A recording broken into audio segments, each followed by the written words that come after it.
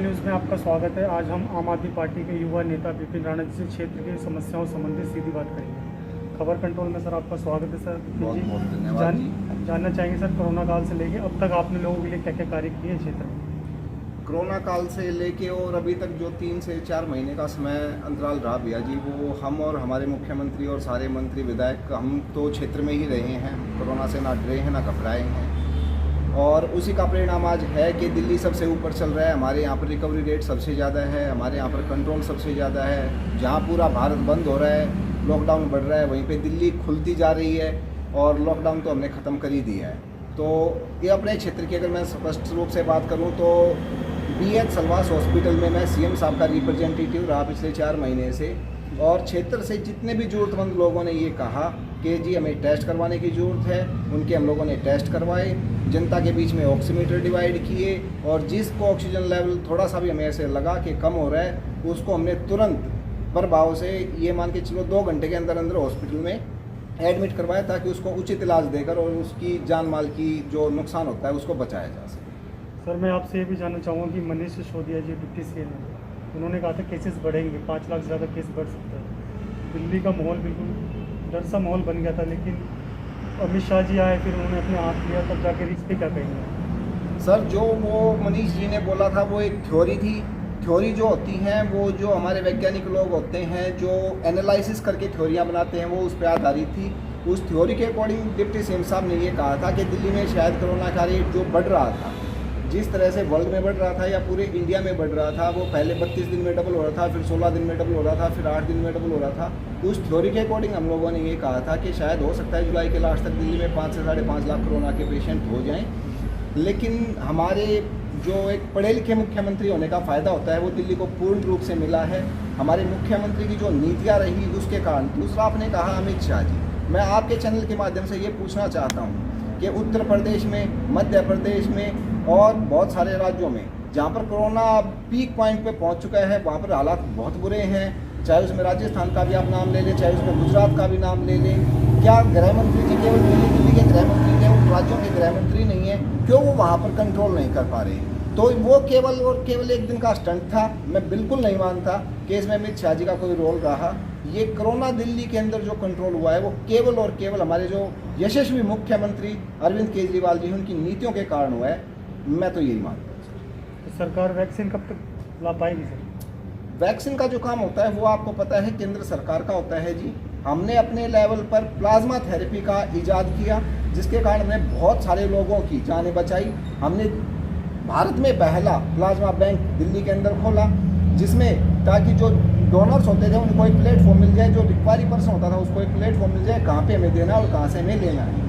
आपने बात वैक्सीन की कि वैक्सीन जो होता है वो सेंट्रल गवर्नमेंट के अंडर होता है, लेकिन गवर्नमेंट कोई भी हो, हम तो यही चाह रहे हैं कि जितना जल्दी से जल्दी उसके वैक्सीन मिल जाए, ताकि और राज्यों में भी जो कोरोना के पेशेंट हैं उनको इस परेशानी से निजात मिल सके। सर ये जानना चाहिए क्षेत्रीय विधायक का कैसा काम है आपके क्षेत्र में? क्षेत्रीय विधायक का काम हमारा अभी जैसा कि आपको पता ही है 4 महीने पहले दिल्ली में चुनाव हुए थे, विधायक जी चुनकर आए थे। उसके बाद क्षेत्रीय विधायक को कोई बजट अभी तक अलॉट नहीं हुआ है, तो पुरानी जो पॉलिसीज़ थी वो पॉलिसीज़ चल रही हैं। लेकिन पिछले 4 महीने की परफॉर्मेंस के आधार पर मैं ये कह सकता हूँ कि हमारे माननीय विधायक धर्मपाल लाखड़ा जी ने जो कोरोना काल में कार्य किया, मैं ये बिल्कुल मतलब ठोक बजा के कह सकता हूँ, ताल ठोक के कह सकता हूँ कि दिल्ली के अंदर जो 70 विधायक हैं, शायद हमारे विधायक ने सबसे अग्रणी रूप से आगे रहकर नेतृत्व क्षमता को दिखाते हुए बिल्कुल ग्राउंड पर रहकर, चाहे उसमें खाना बंटवाने की बात हो, चाहे सूखा राशन बंटवाने की बात हो, चाहे स्कूलों की पहचान करने की बात हो, हमारी एक पहल के ऊपर उन्होंने पूरा एक्शन लिया और पूरा एक्शन लेकर जल्दी से जल्दी सभी समस्याओं का समाधान किया। उस हिसाब से मैं कह सकता हूँ कि हमारे आने वाले 5 साल जो हैं वो बहुत ही स्वर्णिम होने वाले हैं। 2022 में जो चुनाव होंगे नगर निगम के, पार्टी आपको मौका दे चुनाव लड़ने के लिए, तो आप लड़ेंगे?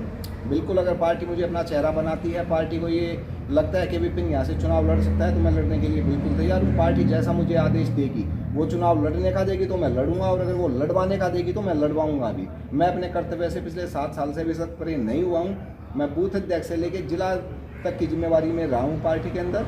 अब पार्टी में से मुझे जैसा दिशा निर्देशित करेगी, वो लड़ने के लिए कहेगी तो मैं लड़ने के लिए भी तैयार हूँ, और अगर पार्टी लड़वाने के लिए कहेगी तो मैं लड़वाने के लिए भी तैयार हूँ। अभी निगम पार्षद का कैसा काम है सर?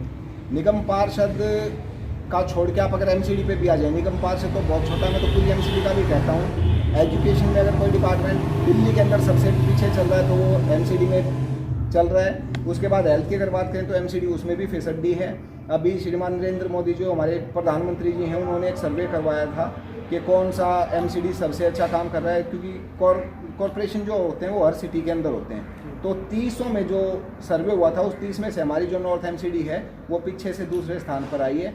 तो उसके लिए मुझे नहीं पता अब यहाँ के पार्षद जी जिम्मेदार हैं या यहाँ की एमसीडी सरकार जिम्मेदार है या उनकी नीतियाँ जिम्मेदार हैं, लेकिन वो फिसड्डी होने से बच गए। उसके लिए उनको मुबारकबाद कि वो 30वें स्थान पर नहीं आए, वो 29वें स्थान पर आए हैं 30 में से, तो उसकी उनको मुबारकबाद। बाकी से ज़्यादा मैं क्या कह सकता हूँ। अगर सर आप जीतते हैं तो क्या क्या बदलाव होगा इस वार्ड में? अगर मैं यहाँ से जीत कर आता हूँ, पार्टी मुझे अपना चेहरा बनाती है और मैं यहाँ से जीत कर आता हूँ, तो प्राथमिकताएं मेरी 3-4 काम रहेंगे। मैं ज़्यादा बिल्कुल कुछ नहीं कह के चल रहा। मेरी सबसे बड़ी प्राथमिकता रहेगी शिक्षा के स्तर को अपने क्षेत्र में उठा सकूं। आपको जैसा कि पता भी होगा, मैं पिछले साल 15 साल से टीचिंग लाइन में ही रहा हूँ। एमसीडी में मैंने खुद नौकरी की है, तो मुझे पता है एमसीडी में कैसे क्या काम होता है। तो मेरा सबसे पहला जो काम होगा वो अपने क्षेत्र में शिक्षा में बदलाव लाना होगा। दूसरा हेल्थ में बदलाव लाना होगा।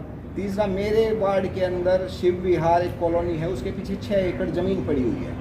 मेरा जैसे ही अगर मैं यहाँ से पार्षद चुन कर आता हूँ तो मेरा सबसे पहला काम ये होगा कि उस 6 एकड़ ज़मीन में मैं एक विश्व स्तरीय खेल परिसर का निर्माण करवाऊँ, ताकि हमारे क्षेत्र के जो युवा हैं, जो आज नशे की भेंट चढ़ते जा रहे हैं, जो नशे की लत लगती जा रही है जिनके अंदर, अगर उनको खेलने का एक उचित स्थान मिल जाएगा तो वो नशे की तरफ ना जाकर खेलने पर अपना ध्यान केंद्रित करेंगे। तो मेरा सबसे पहला जो काम होगा जीतने के बाद, वो उस 6 एकड़ ज़मीन में, कराला गाँव की वो ज़मीन है और वो बिल्कुल खाली पड़ी हुई है, वहाँ पर एक खेल परिसर का निर्माण करवाना होगा, जहाँ पर लगभग 15 से 20 खेलों की बुनियादी सुविधाएं रहें, कोचेज हों और हो सके तो वहाँ पे हॉस्टल फैसिलिटी भी।